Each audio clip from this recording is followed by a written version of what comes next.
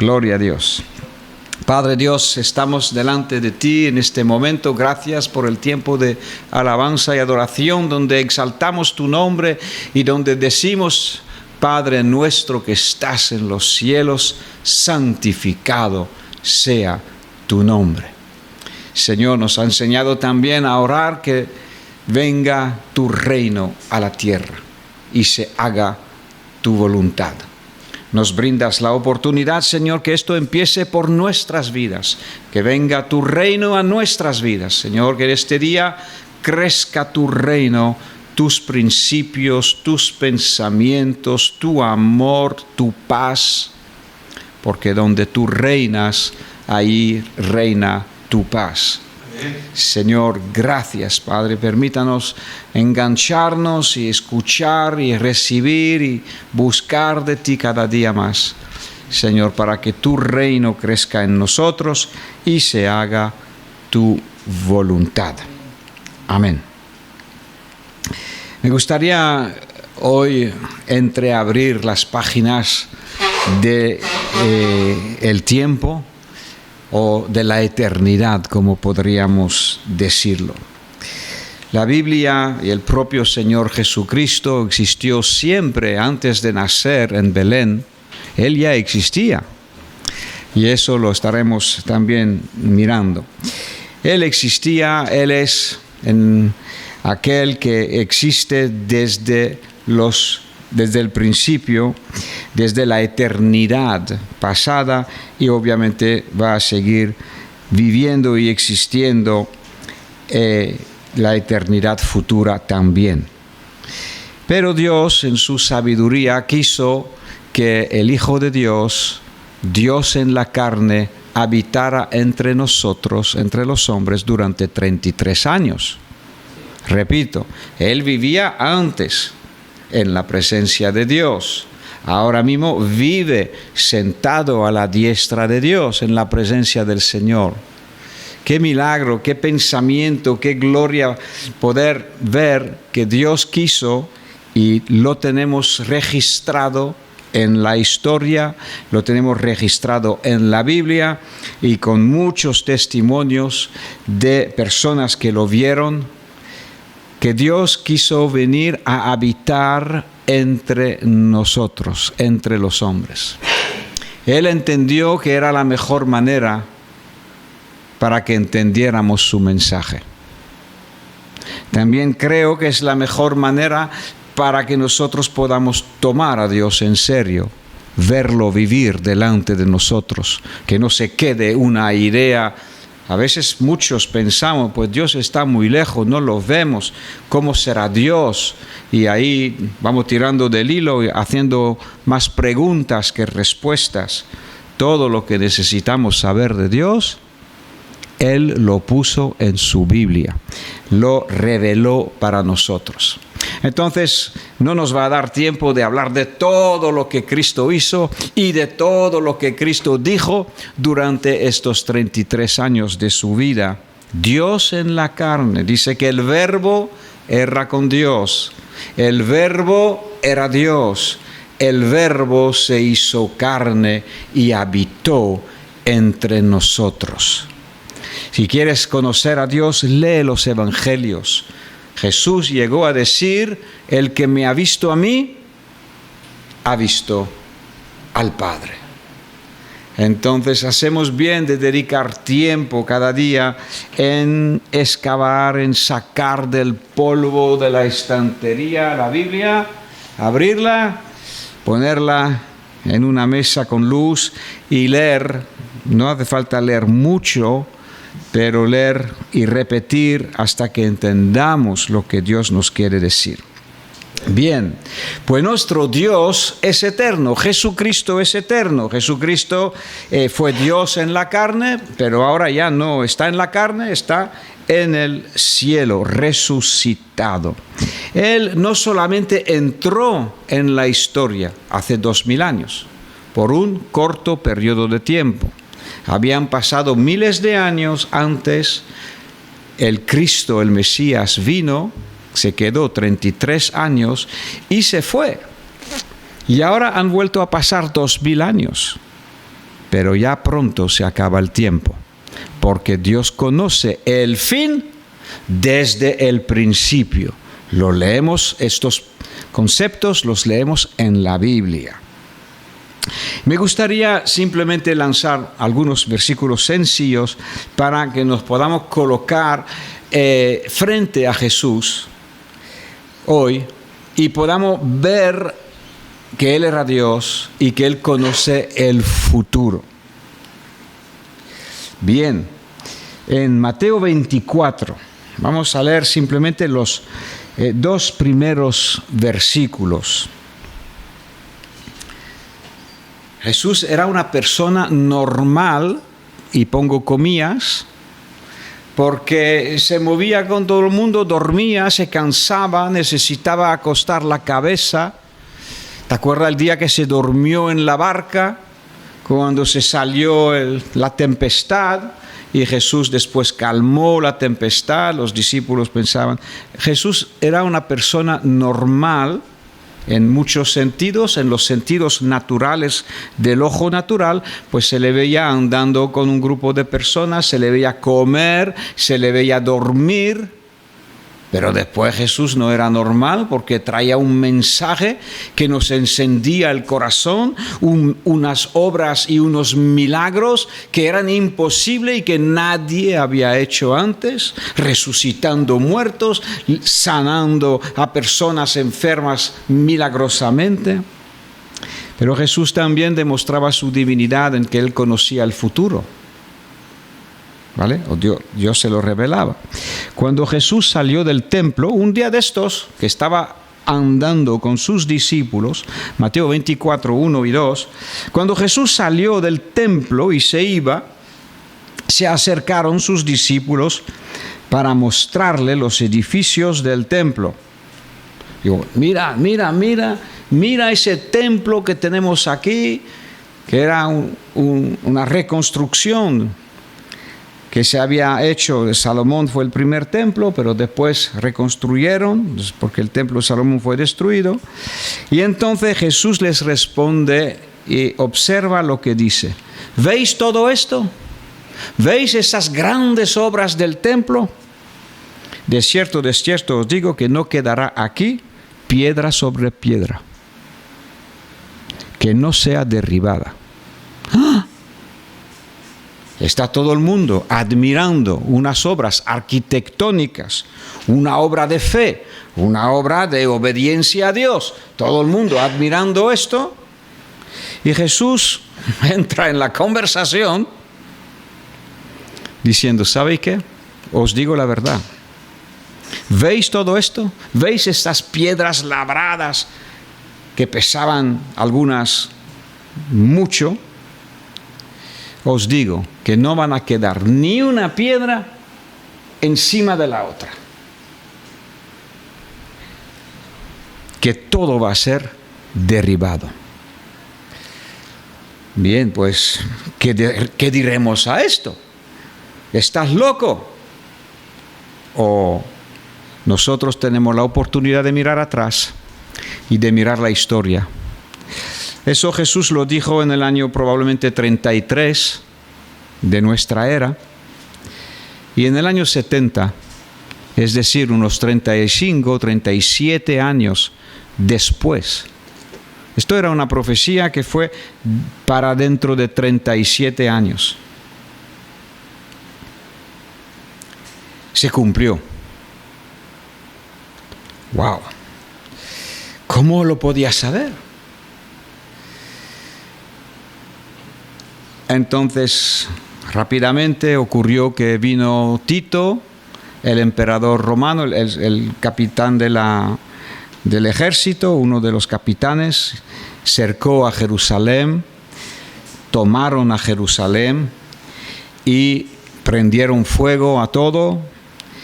En el templo aquel había mucho oro, que el oro se derritió y se metió entre todas las piedras, se metió por los agujeros que había, y los soldados romanos, para poder coger el oro, tuvieron que literalmente separar piedras por piedras, y entonces rascaban el oro que estaba resguardado entre las piedras. Así que se cumplió a rajatabla, y eso de que no quedaría piedra sobre piedra, pues, vamos, cuando hay un terremoto, pues ves que hay unas paredes que siguen en pie, ¿no? Algunas paredes que siguen en pie, otras, pero eso no fue un terremoto, eso fue un ejército. Y entonces tomaron la pena de separar las piedras. Bien, pues aquí tenemos a Jesucristo y tenemos un ejemplo de una persona que nos está hablando como si conociera los tiempos, que conoce el futuro. Me gustaría que ahora vayamos a otro pasaje. Estamos en Mateo, pues vamos para atrás, Mateo 22,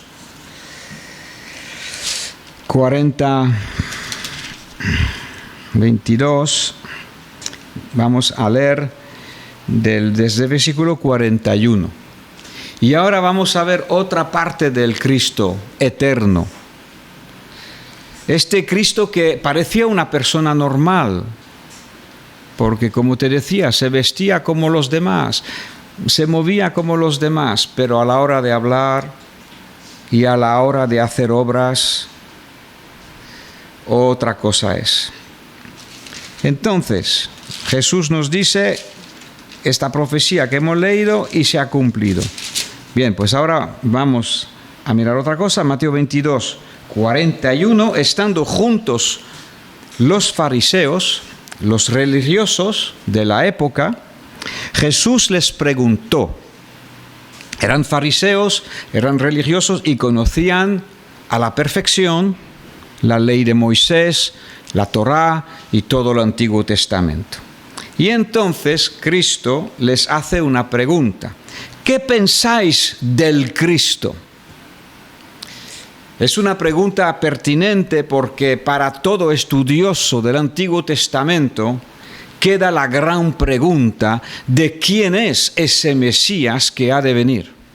Porque el Antiguo Testamento, los profetas venían anunciando que iba a venir a la tierra el Mesías, el Cristo, el ungido, el Salvador. Muchas profecías.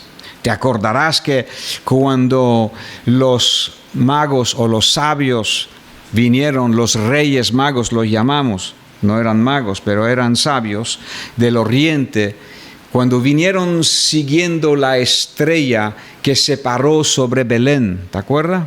El nacimiento de Jesús, el día de Navidad, os acordaréis, ¿no? Pues cuando llegaron los sabios, llegaron a Jerusalén y ya venían siguiendo la estrella desde el oriente, y entonces fueron a preguntarle a Herodes, dice, ¿dónde está el rey de los judíos que ha nacido? Y Herodes pues se enojó. Digo, ¿cómo que hay un rey de los judíos que ha nacido hoy? ¿Cómo puede ser esta historia? Y entonces el propio Herodes llamó a los estudiosos judíos para preguntarle, y entonces, ¿dónde ha nacer el Cristo? Entonces ellos pudieron contestar irrefutablemente, con Biblia en la mano, citando el profeta Miqueas, y dijeron, el Cristo tendrá que nacer, según la Biblia, por una profecía que se hizo hace 800 años, tendrá que nacer en Belén. Entonces, la Biblia es un libro especial, anuncia las cosas antes que ocurriesen. Por eso nosotros tenemos que hacer mucha atención, prestar más atención a la Biblia que al periódico o al noticiero de la 1, de la 2, de la 5, de la 6 o de la 7. Hay muchos telediarios. Esto está más actualizado y este tiene la capacidad de salvar nuestras vidas y de consolar nuestras vidas. Bien, entonces Jesús va y les pregunta a estos estudiosos de la Biblia, ¿qué pensáis vosotros del Cristo? Una pregunta que les tenía a todos los judíos en vivo, en vela. Estaban y siguen hoy esperando al Cristo. Y Jesús le pregunta, ¿de quién es hijo? El Cristo, claro, tiene que nacer en Belén. ¿De quién es hijo? Y ellos contestaron a rajatabla, rápidamente, porque conocían su Biblia. Tiene que ser el hijo de David, el rey David. Tiene que ser un descendiente del rey David. Después de David vino Salomón y así, toda una descendencia de reyes. Y después dejaron de haber reyes, pero la descendencia seguía. Tiene que ser hijo de David. Y entonces Jesús les dice, pero ¿cómo David, el rey David, escribió del Mesías en el Salmo 110? ¿Cómo que David en el Espíritu le llama Señor? Diciendo, el Señor dijo a mi Señor, siéntate a mi diestra hasta que ponga a tus enemigos por estrado de tus pies.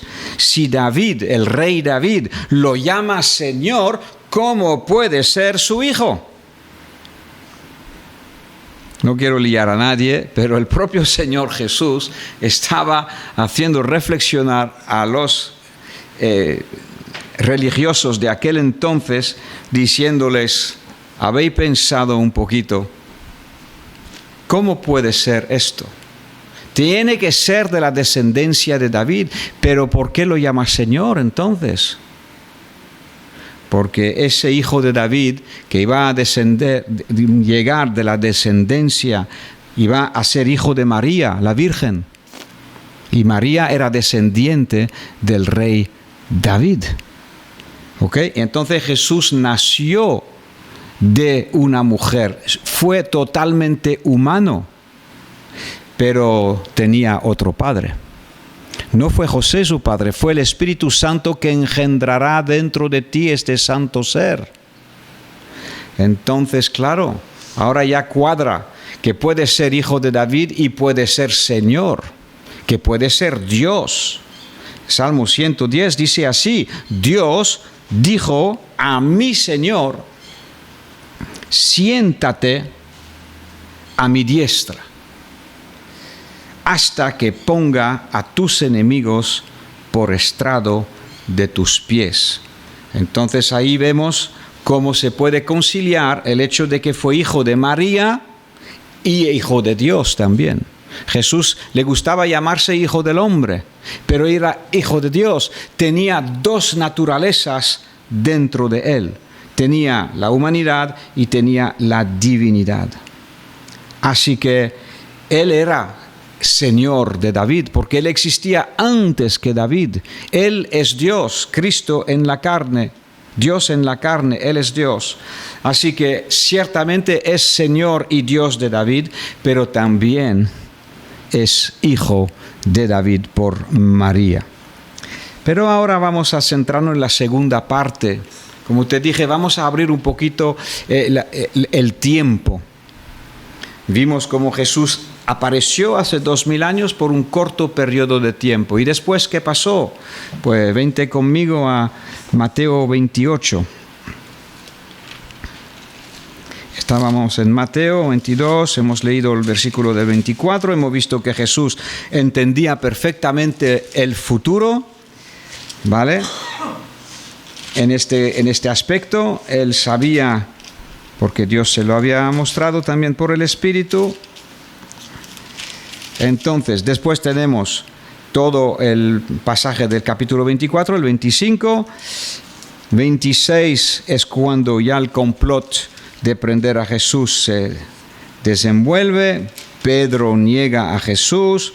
Está Jesús ante Pilato. Jesús sentenciado a muerte. Jesús sepultado. Todo esto rápidamente. Y vamos a leer un pasaje desde el versículo 18. Mateo 28, 18. Ya Cristo había muerto y había resucitado. ¿Ok? Fue el primer día de la semana, nos dice el versículo 1. Un domingo como hoy. Por eso los cristianos nos reunimos los domingos. porque es el primer día de la semana, es el día que celebra y que marca la resurrección de nuestro Señor. 28:1, al amanecer del primer día de la semana fue cuando Jesús había resucitado. Vamos al versículo 18. Jesús se acercó y les habló diciendo: toda potestad, ya está resucitado, me es dado en el cielo y en la tierra.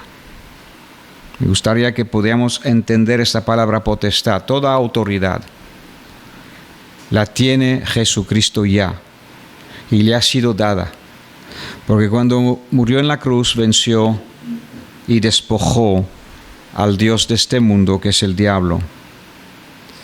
Toda potestad me es dada en el cielo y en la tierra. Por tanto, el Señor nos da un mandamiento: id y hacer discípulos a todas las naciones. Y gracias a Dios que el Evangelio ha llegado hasta Benalmádena pueblo. Bautizándolos. Habrá que bautizarlos en el nombre del Padre, del Hijo y del Espíritu Santo. Solamente se bautizan a personas mayores que han procedido al arrepentimiento en sus vidas.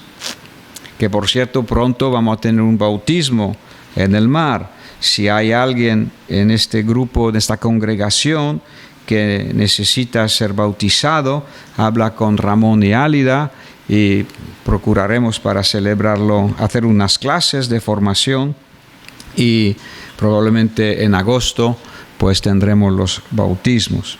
¿Qué dice aquí? Ir a hacer discípulos, bautizarlos en el nombre del Padre, del Hijo y del Espíritu Santo, enseñándoles a que guarden o que obedezcan todas las cosas que yo os he mandado. Jesús nos ha dejado bastante mandamientos, y he aquí yo estoy con vosotros todos los días hasta el fin del mundo. Hablando de tiempo,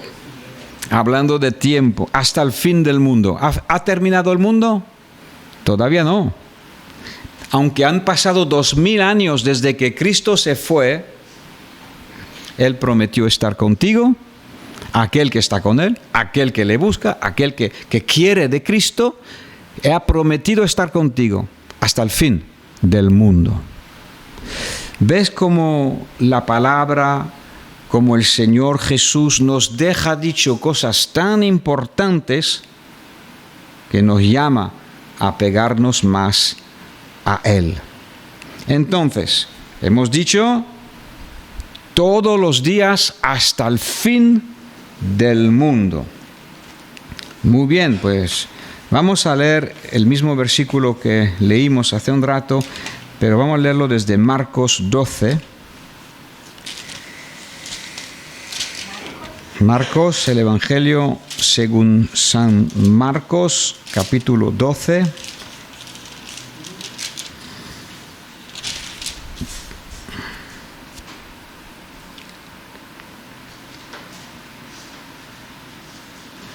Versículo 35. Es la misma historia, más o menos, explicada o descrita con otras palabras y, como siempre, desde otro ángulo de vista. Enseñando Jesús en el templo, decía: ¿cómo dicen los escribas, los religiosos, los estudiosos, que el Cristo es hijo de David? Porque el mismo David dijo por el Espíritu Santo: el Señor dijo a mi Señor: siéntate a mi diestra hasta que ponga tus enemigos por estrado de tus pies. David mismo lo llama Señor, ¿cómo pues es su hijo? Y gran multitud del pueblo le oía de buena gana. Ya hemos contestado este aspecto: ¿cómo puede ser hijo y Señor a la vez? Él es Señor porque Él es Dios, que bajó durante 33 años a la tierra, pero es hijo de David porque en su humanidad fue hijo de María. Pero me llama la atención otro pasaje: siéntate a mi diestra. En Hechos 1, vemos justo después del pasaje que hemos leído, cuando Jesús dice: toda autoridad me ha sido dada, ir al mundo y predicar y enseñar y bautizar, estaré con vosotros todos los días hasta el fin del mundo. Y al poco tiempo Cristo fue alzado a la gloria de Dios y está sentado a la diestra del Señor, Padre. Y aquí Dios, el Padre, el Señor, dice a mi Señor. Dios dice a Adonai, o Jehová dice a Adonai, si queremos ir a ateos, dice a Adonai. Entonces, ¿qué pasa aquí? Siéntate a mi diestra. ¿Dónde está Cristo ahora? Sentado a la diestra del Padre. Siéntate a mi diestra hasta... Mira, como Dios lo tiene todo pensado y todo marcado y todo arreglado. ¿Hasta cuándo?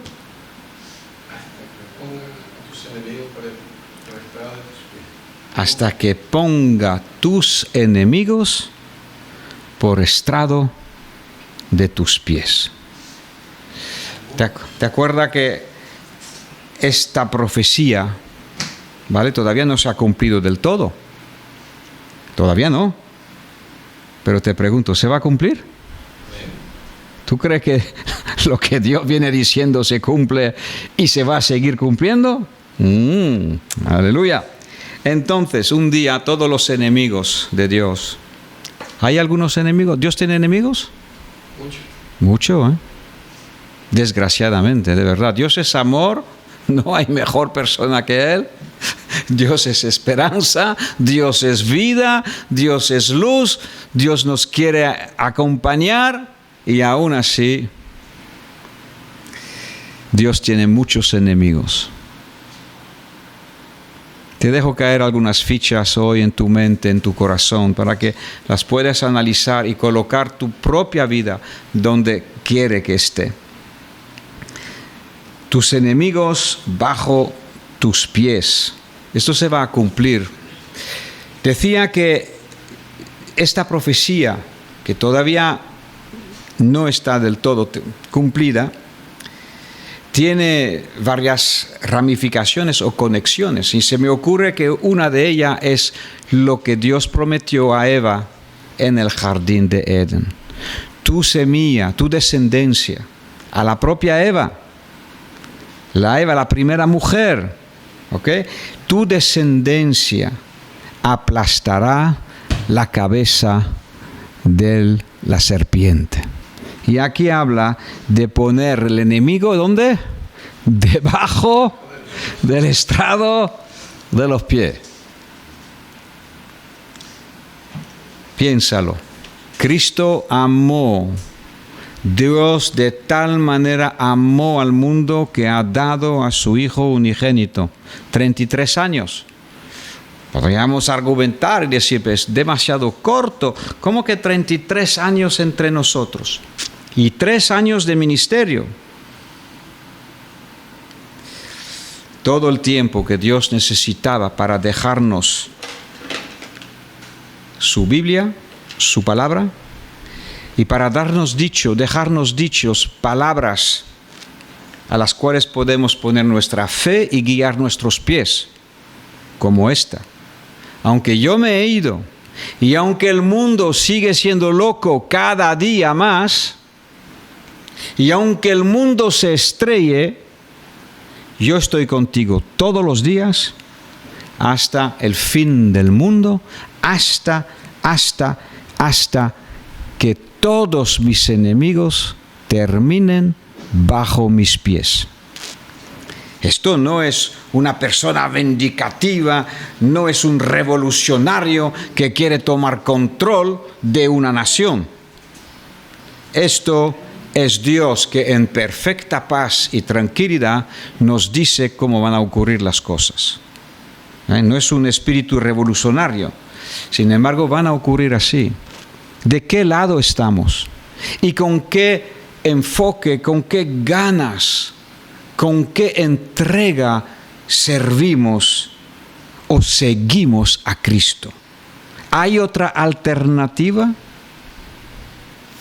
¿O estaremos a su lado con Él, sentado con Cristo en los lugares celestiales, o si somos sus enemigos, porque no queremos que Dios reine sobre nosotros, no queremos obedecer a Dios, entonces el mundo estará y los enemigos estarán debajo de los pies.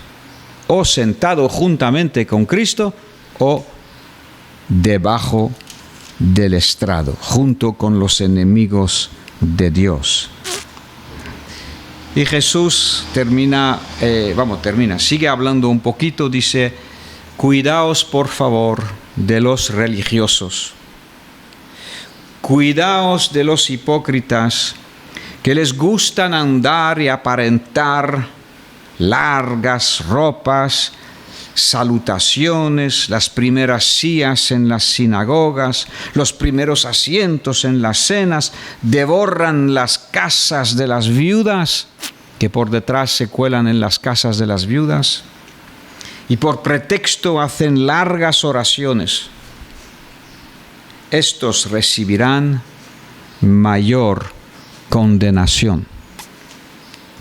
Jesús habla aquí del riesgo que un ser humano tiene de vivir una vida hipócrita, una vida en la cual aparenta muchas cosas buenas, aparenta y tiene una fachada y una máscara de una persona que hace y dice las cosas de Dios, pero después que por detrás vive una vida deshecha. Imagínate que si se pueden devorar las casas de las viudas, ya nos podemos imaginar lo que pasaría ahí, aparte de robarle el dinero o no sé qué. Entonces Dios ya anuncia también, igual que dijo que no quedaría piedra sobre piedra y se cumplió, igual se cumplirá que hay personas, los hipócritas, recibirán mayor condenación. La palabra de Dios es para recibirla, darle lugar en nuestras vidas, entender que Dios quiere nuestro bien, pero también nos marca claramente qué es lo que va a pasar con los que toman las cosas de Dios a la ligera. Hay muchas personas que creen en Dios, pero después no obedecen a Dios. Esto, la Biblia dice que el propio diablo cree en Dios. El diablo lo vio cara a cara a Dios, lo conoce personalmente. Pero claro, Dios lo echó. El diablo no puede con Dios. Él quiso crear una guerra civil en el cielo. Él era uno de los 3 arcángeles, el más hermoso. Además, el más hermoso. Uno de los 3 arcángeles que estaban debajo de Dios. El diablo es un ser creado. Dios existe desde toda la eternidad. Estamos hablando de distintos niveles. Pero el diablo se engañó a sí mismo de que podía derrocar a Dios. Creó una guerra civil dentro del propio cielo, poniendo de su lado una tercera parte de todos los ángeles que hay en el cielo, y se puso a atacar o se puso a querer derrocar a Dios. ¡Qué engaño! A la imagen de tantas personas que piensan que podrán salir con la suya viviendo en el error. Un engaño, convencido, yo saldré con la mía, engañado. ¿No ven que no les saldrán las cuentas? Porque los que atienden las cosas de la carne cosecharán la corrupción y la destrucción. Y los que atienden las cosas del Espíritu, entonces cosecharán vida eterna.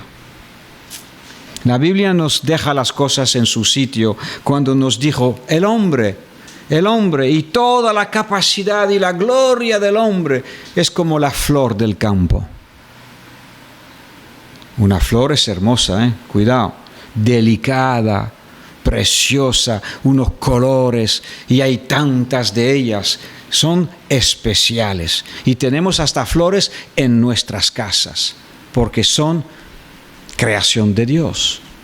Y Dios dice, el hombre y toda su magnificencia y su gloria es como la flor la flor, la hierba y su flor. Hoy está, pero ¿qué pasa con el hombre? Mañana se marchita, igual que la flor, y mañana se seca, igual que la flor. Aunque hoy pueda enorgullecerse de grandes palabras y de grandes hazañas que hace, se marchita, se seca, y después la hierba seca se quema. Mas los que hacen la voluntad de Dios permanecen para siempre. Amén. Amén.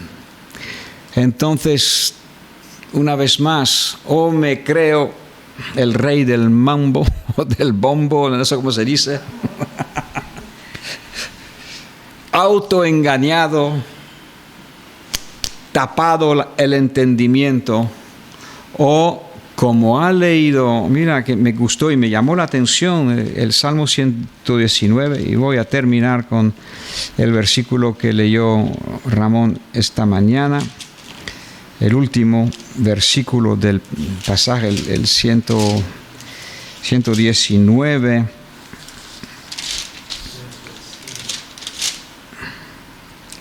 ...112, dijo: mi corazón incliné para cumplir tus estatutos. El que hace la voluntad de Dios permanecerá para siempre. Entonces, mi corazón lo tengo que llevar a obedecer a Dios, porque si mi corazón le dejo hacer lo que me da la gana, lo que mucho se dice ahí, haz lo que te da la gana. Incluso hay una camiseta que dice, just do it. Hágalo. ¿Vale? Pues esa clase de filosofía te va a llevar al infierno. Sin embargo, si traes tu corazón, tu mente a conocer a Dios, a amarlo, a descubrir todo. Mira, hoy hemos tenido un ratito para ver la mente de Cristo, y 33 años, pero toda la eternidad de Él antes, toda la eternidad de Él después, hasta que sus enemigos estén bajo sus pies, y después se levantará. ¿Y qué hará? ¿Qué hará el día que se levanta? Volverá a la tierra. Volverá el Señor a la tierra y establecerá su reino. Lo que venimos algunos orando, venga a nosotros tu reino y hágase tu voluntad. ¿Dónde? En la tierra como en el cielo. Así que oremos. Mi corazón incliné. Yo le doblegué a mi corazón. Yo le obligué a mi corazón a cumplir tus estatutos. Padre Dios, te alabamos y te adoramos. Te damos gracias por tu bondad, Señor, y nos maravilla esta frase que hemos leído.